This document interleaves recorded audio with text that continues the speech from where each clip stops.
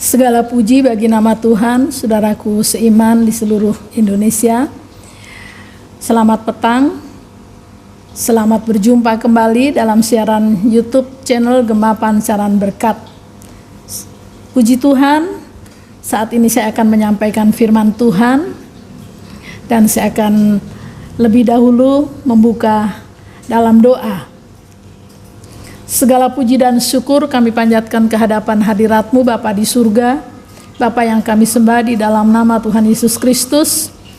Terima kasih hari ini Engkau membuka kesempatan bagi hamba-Mu untuk menyampaikan firman Tuhan dalam siaran YouTube channel Gema Pancaran Berkat. Kami memohon kepada-Mu Tuhan, urapan kuasa Roh Kudus-Mu menyertai kami, memenuhi hidup kami, supaya firman yang hamba-Mu sampaikan ini dapat menjadi berkat bagi para pendengar. Saat mereka mendengar, Roh Kudus menjamah hati mereka dan memberikan kehidupan yang kekal di dalam roh, jiwa, dan tubuh mereka, sehingga mereka dapat menanggapi firman Allah yang adalah kehendak-Mu ya Tuhan. Kami mengucap syukur Bapa di sorga, Engkau memberkati alat-alat yang kami pergunakan, Engkau menjamah dan memberkatinya. Bahkan Kau juga patahkan segala kuasa roh jahat iblis setan. Kami matikan dan kami hancurkan pekerjaannya oleh kuasa darah Yesus, dalam nama Yesus. Terima kasih banyak Bapa di surga. Kami sudah berdoa dan akan memulaikan pemberitaan firman Tuhan di dalam nama Tuhan Yesus Kristus, Tuhan dan Juru Selamat kami yang hidup. Haleluya, haleluya, amin. Puji bagi nama Tuhan. Firman Tuhan saat ini akan saya ambil dari kitab Nabi Yesaya pasal 56 ayat pertama, dan saya akan bacakan sampai kepada ayatnya yang ke-8. Demikian bunyi firman Tuhan. Keselamatan adalah bagi semua orang. Beginilah firman Tuhan. Taatilah hukum dan tegakkanlah keadilan. Sebab sebentar lagi akan datang keselamatan yang daripadaku, dan keadilanku akan dinyatakan. Berbahagialah orang yang melakukannya, dan anak manusia yang berpegang kepadanya, yang memelihara hari Sabat dan tidak menajiskannya. Janganlah orang asing yang menggabungkan diri kepada Tuhan berkata, sudah tentu Tuhan hendak memisahkan aku daripada umatnya. Dan janganlah orang kebiri berkata, sesungguhnya aku ini pohon yang kering. Sebab beginilah firman Tuhan kepada orang-orang kebiri yang memelihara hari-hari Sabatku dan yang memilih apa yang ku kehendaki dan yang berpegang kepada perjanjianku. Kepada mereka akan kuberikan dalam rumahku dan di lingkungan tembok-tembok kediamanku suatu tanda peringatan, dan nama itu lebih baik daripada anak-anak lelaki dan perempuan. Suatu nama abadi yang tidak akan lenyap akan kuberikan kepada mereka. Dan orang-orang asing yang menggabungkan diri kepada Tuhan untuk melayani Dia, untuk mengasihi nama Tuhan, dan untuk menjadi hamba-hambanya, semuanya yang memelihara hari Sabat dan tidak menajiskannya, dan yang berpegang pada perjanjianku, mereka akan kubawa ke gunungku yang kudus, dan akan kuberikan kesukaan di dalam doaku. Aku akan berkenan kepada korban-korban bakaran dan korban-korban sembelihan mereka yang dipersembahkan di atas mezbahku. Sebab rumahku akan disebut rumah doa bagi segala bangsa. Demikianlah firman Tuhan Allah yang menghimpunkan orang-orang Israel yang terbuang. Aku akan menghimpunkan orang kepadanya lagi sebagai tambahan kepada orang-orangnya yang telah terhimpun. Segala puji bagi nama Tuhan. Saudaraku yang seiman, kita melihat di sini firman Tuhan ini disampaikan oleh Nabi Yesaya kepada bangsa Israel pada waktu itu. Itu sebabnya ditulis di dalam Perjanjian Lama, dan kita melihat bahwa segala sesuatu yang sudah difirmankan Tuhan dan ditulis di dalam kitab suci itu menjadi bagian bagi setiap orang yang percaya kepada Tuhan Yesus Kristus. Dan petang ini firman ini datang kepada kita sebagai orang-orang yang percaya, bahkan juga bagi orang-orang yang belum percaya. Akan datang waktunya Tuhan menggenapi firman-Nya yang mengatakan bahwa yang terdahulu akan menjadi yang terkemudian. Nah, itulah sebabnya topik yang kita bahas pada siang hari ini adalah yang terdahulu akan menjadi yang terkemudian. Firman ini disampaikan supaya menjadi peringatan bagi orang-orang yang sudah lebih dahulu percaya kepada Tuhan Yesus Kristus, dengan pernyataan bahwa yang dahulu akan menjadi terkemudian, supaya dapat menjadi suatu pemicu untuk bangun dari tidur manakala sudah tertidur rohani, atau bangkit dari kematian iman oleh karena murtad atau berdosa, meninggalkan Tuhan dan meninggalkan waktu-waktu untuk menguduskan hari Sabat Tuhan. Di sini kita melihat dari ayat yang pertama dan ayat yang kedua mengatakan, beginilah firman Tuhan, taatilah hukum dan tegakkanlah keadilan. Sebab sebentar lagi akan datang keselamatan yang daripadaku, dan keadilanku akan dinyatakan. Berbahagialah orang yang melakukannya, dan anak manusia yang berpegang kepadanya, yang memelihara hari Sabat dan tidak menajiskannya, dan yang menahan diri dari setiap perbuatan jahat. Kita tahu tentang peristiwa-peristiwa yang menimpa perjalanan hidup bangsa Israel. Ada satu masa di mana bangsa Israel terpecah menjadi dua, yaitu 2 suku dan 10 suku, dan yang 2 suku yang sampai saat ini disebut bangsa Yahudi, lalu yang 10 suku yang disebut orang-orang Samaria itu yang terpencar-pencar ke seluruh dunia, yang tersebar ke seluruh dunia. Tetapi memang pada waktu itu Nabi Yesaya menyampaikan firman Tuhan dan menjanjikan bahwa satu ketika Tuhan akan menghimpunkan kembali bangsa Israel yang sudah tercerai-berai. Dan memang itu sudah terjadi ya, karena pada tahun 1948 bangsa Israel dapat memproklamirkan kemerdekaannya, di mana mereka yang sudah tercerai-berai kembali dan membangun satu bangsa yang sampai saat ini masih eksis. Nah, kita melihat bahwa di sini Tuhan mengatakan sebagai orang-orang yang sudah percaya kepada Tuhan, orang-orang yang sudah diselamatkan oleh Tuhan, orang-orang yang sudah dipanggil dan ditetapkan menjadi milik Tuhan, dikatakan taatilah hukum dan tegakkanlah keadilan. Nah, saya seringkali mengatakan, mengapa orang percaya harus mentaati hukum dan menegakkan keadilan? Pertama, Allah kita memang sumber segala keadilan. Lalu yang kedua, karena Tuhan sudah menciptakan manusia dan memberikan nafas kehidupan di dalam hidup manusia, sehingga manusia menjadi pribadi yang hidup. Tapi karena manusia sudah jatuh dalam dosa, lalu manusia mengalami kematian kembali. Nah, tetapi Tuhan rela mempersiapkan waktu untuk melakukan suatu karya penebusan supaya manusia mengalami kehidupan yang kekal kembali. Nah, itulah sebabnya pada saat manusia sudah ditebus dari dosa dan kebinasaan, manusia disucikan oleh darah Yesus, disucikan oleh Roh Kudus, disucikan oleh firman Tuhan, yaitu hati, pikiran, perasaannya yang semula sudah dikotori oleh dosa yang membawa kepada segala macam kejahatan. Lalu setelah percaya kepada Tuhan, sudah disucikan kembali, maka Tuhan ingin supaya kesucian itu terpelihara, maka Tuhan memberikan hukum-hukumnya, yaitu hukum firman Tuhan. Di dalam perjanjian baru kita kenal hukum kasih ya. Jadi firman Tuhan yang ditulis di dalam kitab suci itu merupakan perwujudan kasih Allah kepada orang percaya.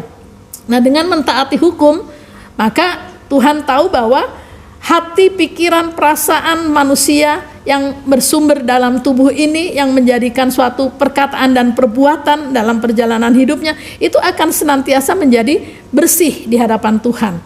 Karena yang memelihara adalah hukum firman Allah yang ditaati. Pada saat melanggar, tidak taat, artinya kan kotor kembali. Dan itu digambarkan sebagai suatu kematian iman atau kematian rohani, atau jiwanya mengalami kegelapan. Nah, itu sebabnya Tuhan mengatakan taatilah hukum dan tegakkanlah keadilan. Karena apa? Karena sebentar lagi dikatakan akan datang keselamatan yang daripadaku dan keadilanku akan dinyatakan. Jadi waktu Tuhan mau menyatakan keselamatan itu seringkali secara umum ya, yang sudah berlangsung pada hari-hari ini secara umum, seringkali Tuhan dalam menyatakan keselamatan itu banyak kali melalui peristiwa-peristiwa. Ya, entah itu peristiwa-peristiwa musibah, entah itu peristiwa-peristiwa dari alam, bahaya alam, gempa bumi atau apa, atau peristiwa-peristiwa mungkin peperangan dan lain sebagainya. Nah, Tuhan mau menyelamatkan tapi melalui menyatakan keadilannya. Nah, pasti orang yang diselamatkan adalah orang-orang yang mentaati hukum. Itu sudah pasti. Kalau tidak berarti Tuhan tidak adil. Tetapi Tuhan menyatakan di sini sebentar lagi akan datang keselamatan yang daripadaku dan keadilanku akan dinyatakan. Jadi pada saat terjadi musibah-musibah seperti tsunami atau bahaya banjir atau tanah longsor atau gempa bumi atau peristiwa peperangan dan lain sebagainya, musibah-musibah yang terjadi, manusia sangat membutuhkan keselamatan. Dan orang-orang yang diselamatkan itu sesuai dengan keadilannya Tuhan adalah orang-orang yang mentaati hukum. Nah, orang-orang yang tidak mentaati hukum seringkali ya menjadi korban dari hal-hal yang peristiwa-peristiwa yang melanda di dunia ini yang diizinkan Tuhan datang. Misalkan contohnya seperti zaman Nuh ya. Zaman Nuh yang diselamatkan kan hanya Nuh sekeluarga. Karena apa? Karena dia mendapat kasih karunia Tuhan dan hidup melekat dengan Tuhan, mempunyai ketaatan kepada Tuhan, sehingga diselamatkan. Mereka yang tidak taat itu merupakan keadilan Tuhan karena hidupnya melanggar sehingga jiwanya gelap, hidupnya kotor di hadapan Tuhan sehingga mereka mengalami kebinasaan. Itu sebabnya dalam ayat 2 dikatakan, berbahagialah orang yang melakukannya dan anak manusia yang berpegang kepadanya, yang memelihara hari Sabat dan yang tidak menajiskannya dan yang menahan diri dari setiap perbuatan jahat. Jadi jelas sekali bahwa orang-orang yang mentaati hukum akan menjadi orang-orang yang melakukan hukum-hukum itu dan hidup di dalam hukum-hukum itu dan dapat melakukan ketetapan-ketetapan yang sudah ditetapkan oleh Tuhan, yaitu memelihara hari Sabat. Hari Sabat kita tahu merupakan hari perhentian dan hari itu dikhususkan untuk orang dapat berbakti kepada Tuhan. Demikian juga dalam hari-hari yang dijalani. Kalau jiwa itu mengalami perhentian, maka jiwa itu dikhususkan menjadi tempat kediaman roh Allah yang kudus di dalam jiwanya, sehingga ia tidak mau menajiskan diri dengan perbuatan-perbuatan yang jahat. Dia tidak mau menajiskan diri dengan perbuatan-perbuatan yang tidak sesuai dengan kehendak Tuhan. Dan Tuhan katakan itu berbahagia. Kenapa berbahagia? Karena Tuhan pasti menyatakan keadilannya untuk tetap memberikan keselamatan bagi roh, jiwa, dan tubuhnya. Lalu di dalam ayat yang ketiga dikatakan, janganlah orang asing yang menggabungkan diri kepada Tuhan berkata, sudah tentu Tuhan hendak memisahkan aku daripada umatnya, dan janganlah orang kebiri berkata, sesungguhnya aku ini pohon yang kering. Jadi Tuhan memberikan peringatan melalui kitab Nabi Yesaya bahwa kalau ada orang-orang asing yang menggabungkan diri, ya, kalau ada orang-orang yang dikatakan orang kebiri, di sini orang kebiri itu orang yang seperti misalkan begini, dia seorang laki-laki, dia tidak mau menikah, tidak mau berumah tangga, itu namanya dia mengebiri dirinya sendiri. Jadi dikebiri ya, artinya dia tidak mau seperti pada umumnya orang ya. Kalau binatang dikebiri ya berarti binatang itu dilakukan suatu operasi membuat kalau betina tidak bisa hamil atau hamil, lalu kalau laki-laki jadi tidak mau melakukan suatu perkawinan ya.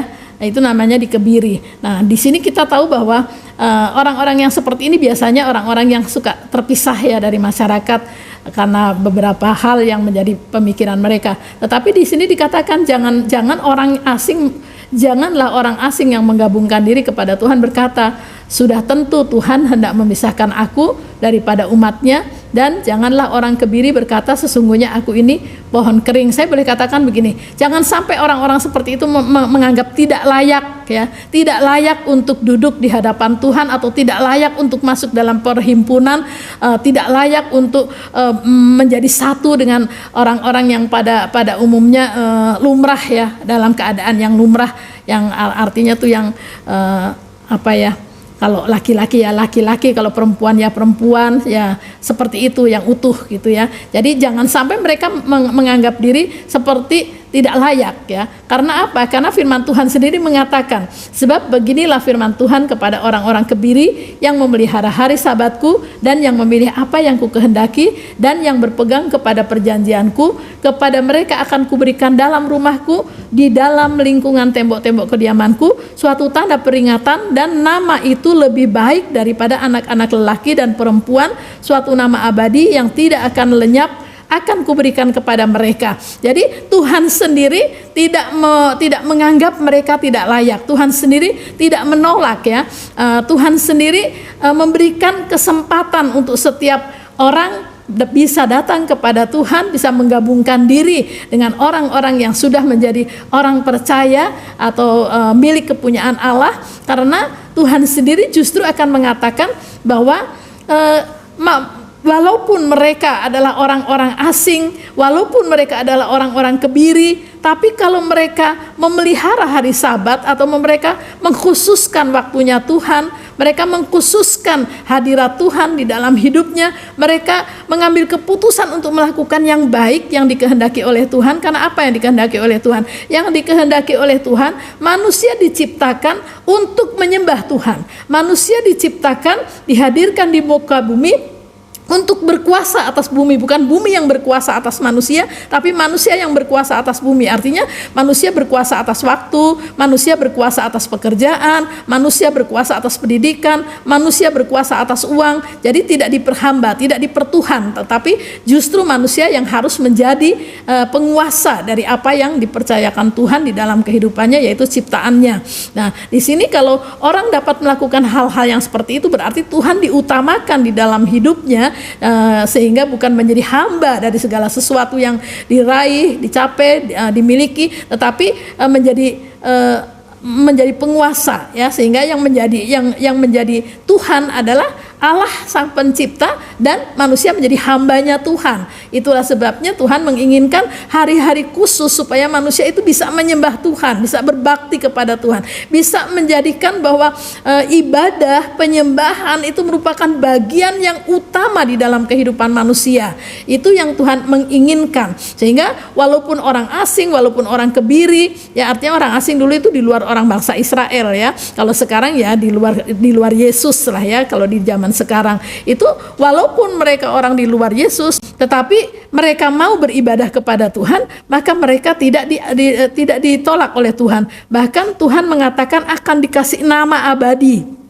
Dikatakan nama itu lebih dari anak laki-laki dan anak perempuan, ya. Sehingga yang kedua, walaupun orang asing itu menggabungkan diri, artinya itu orang asing merasa dalam batiniahnya ada suatu panggilan dari Tuhan untuk datang kepada Tuhan, maka Tuhan, dan dia tahu melayani Tuhan, dan dia tahu memelihara hari Sabat dan tidak menajiskannya. Artinya hari yang dikhususkan untuk Tuhan betul-betul dikhususkan untuk Tuhan, tidak dipergunakan untuk hal-hal yang lain. Maka Tuhan mengatakan dia akan mengasihi, dia akan membawa kepada gunung Tuhan yang kudus. Artinya akan dibawa dalam satu pengalaman-pengalaman yang mulia, pengalaman-pengalaman yang tinggi, pengalaman-pengalaman yang akan dicapai oleh bersama Tuhan. Karena apa? Karena mereka itu tahu memelihara rumah doa dan tahu membawa persembahan-persembahan di hadapan hadirat Tuhan. Dan di sini kita melihat bahwa demikianlah, jadi Tuhan akan menghimpunkan orang-orang asing atau orang-orang yang seharusnya tidak layak untuk datang kepada Tuhan. Nah, di sini kita melihat dalam kebiasaan yang kita lihat sekarang, hari-hari ini banyak sekali orang-orang yang sudah diselamatkan, banyak sekali orang-orang yang datang kepada Tuhan, dan mereka dengan menggebu-gebu dengan semangat yang panas melayani Tuhan. Tapi kalau kita melihat dalam gereja-gereja lokal, sekarang banyak ya yang berbakti itu seperti kebiasaan. Berbakti itu tidak mencari kebenaran, berbakti itu tidak mencari sesuatu yang dapat merubah hidupnya, merubah baik secara rohani maupun merubah baik secara materi, karena damai sejahtera itu mencakup dua hal ya. Itu banyak rata-rata tidak seperti itu. Karena apa? Karena memang firman Tuhan mengatakan di dalam Matius pasal 20 ayat 16, dikatakan, demikianlah orang yang terakhir akan menjadi yang terdahulu, dan yang terdahulu akan menjadi yang terkemudian. Nah, ini sebetulnya merupakan satu peringatan ya bagi orang-orang yang sudah lebih dahulu percaya kepada Tuhan, yang sudah lebih dahulu berbakti kepada Tuhan. Sesungguhnya tidak bisa lengah ya, tidak bisa lengah. Dia harus tetap mengasihi Tuhan dengan sungguh-sungguh, perkataan dan perbuatannya sama. Lalu dia juga harus mengkhususkan hari-hari perhentian bagi Tuhan, baik dalam kehidupan sehari-hari, sehingga tidak menajiskan diri dengan hal-hal yang duniawi atau yang daging, dan juga dapat melayani Tuhan, dapat membawa persembahan yang hidup, yang kudus, yang berkenan kepada Tuhan, yang digambarkan seperti persembahan korban-korban bakaran atau korban-korban sembelihan ya. Nah, sebab di dalam suratan 2 Petrus pasal 3 ayat 9 itu memang Tuhan sudah menetapkan satu ketetapan yang harus ditepati oleh Tuhan, dan sekarang inilah di zaman Roh Kudus, zaman akhir zaman, Tuhan menepatinya. Kita melihat dalam 2 Petrus pasal 3 ayat 9 dikatakan, Tuhan tidak lalai menepati janjinya, sekalipun ada orang yang menganggapnya sebagai kelalaian. Tetapi ia sabar terhadap kamu, karena ia menghendaki supaya jangan ada yang binasa, melainkan supaya semua orang berbalik dan bertobat.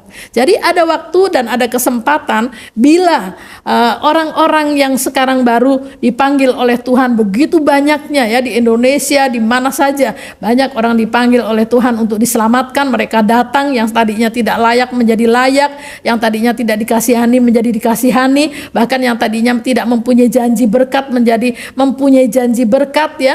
Lalu orang-orang yang di dalam Tuhan itu sebetulnya merupakan satu peringatan dari Tuhan bagi orang-orang yang sudah percaya kepada Tuhan, khususnya jemaat-jemaat lokal dalam gereja lokal, itu harus membangun diri dengan peringatan-peringatan ini. Jangan sampai kita yang sudah berpuluh-puluh tahun mengiring Tuhan, lalu kita menjadi yang terkemudian, sementara mereka yang baru bertobat hari-hari terakhir ini, mereka betul-betul menggebu-gebu melayani Tuhan, mengasihi Tuhan, membawa korban-korban persembahan, yaitu korban persembahan tubuhnya, menjadi korban yang hidup, yang kudus di hadapan hadirat Tuhan. Bahkan tidak sedikit juga yang sampai harta bendanya rela habis untuk penginjilan dan lain sebagainya, dan mereka sudah yakin sekali dilayakkan oleh Tuhan melalui penebusan yang dikerjakan oleh darah Yesus ya.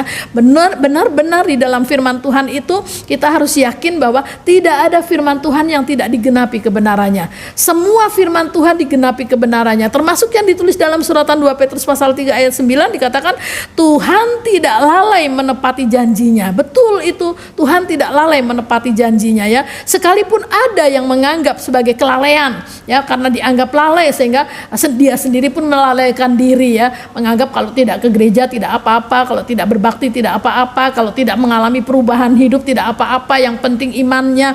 Nah, Tuhan tidak seperti itu. Memang untuk diselamatkan imannya, tapi untuk mengalami ciptaan yang baru, untuk mengalami kesempurnaan hidup yang kekal, itu butuh setiap saat beribadah, mendengar firman Tuhan, lalu menyerah kepada Roh Kudus untuk dipimpin terus-menerus dalam firman-Nya, lalu mengalami perubahan hidup ya, perubahan batiniah, manusia batiniah atau manusia rohani, mengalami pertumbuhan rohani, manusia lamanya berlalu, manusia barunya terbit, lalu mengalami kedewasaan, mengalami sampai pekerjaan Allah sempurna, dan Tuhan pun tidak lalai untuk memberkati sebagai tanda bahwa Dia memelihara kehidupan orang percaya di atas muka bumi. Dia katakan, aku terang dunia, siapa yang mengikut aku tidak mendapatkan kegelapan melainkan beroleh terang hidup. Artinya terang hidup, walaupun dunia akan banyak masalah, akan banyak kekacauan, akan mengalami masa kekeringan, masa kelaparan ya, tetapi orang yang hidup di dalam terang Tuhan terpelihara karena Tuhan adalah sumber kehidupan. Dan di sini dikatakan Tuhan tidak lalai menepati janjinya sekalipun ada orang yang menganggap sebagai kelalaian, tetapi Ia sabar terhadap kamu karena Ia menghendaki supaya jangan ada yang binasa, melainkan supaya semua orang berbalik dan bertobat. Sungguh Tuhan luar biasa, penuh dengan kasih dan kemurahan. Pergunakanlah kesempatan yang ada bagi saudara seiman di seluruh Indonesia, supaya apabila sudah jauh dari Tuhan, berbaliklah. Apabila sudah melakukan hal yang jahat di mata Tuhan, bertobatlah. Inilah waktunya supaya Tuhan dapat memberikan kesempatan kepada kita untuk senantiasa berada di dalam rumah Tuhan yang disebut rumah doa, ya, sehingga Tuhan mengatakan disitulah Tuhan akan memberkati. Puji akan nama Tuhan. Demikianlah firman Tuhan yang saya sampaikan, dan mari kita akan tutup dalam doa.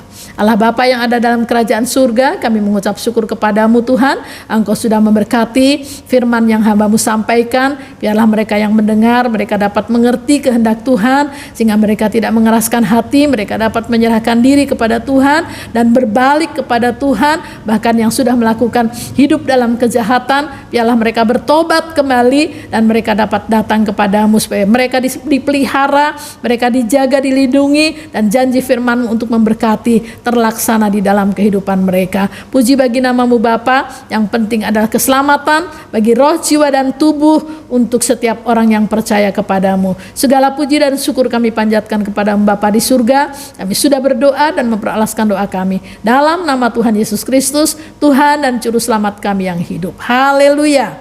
Amin. Selamat petang. Tuhan Yesus memberkati. Immanuel.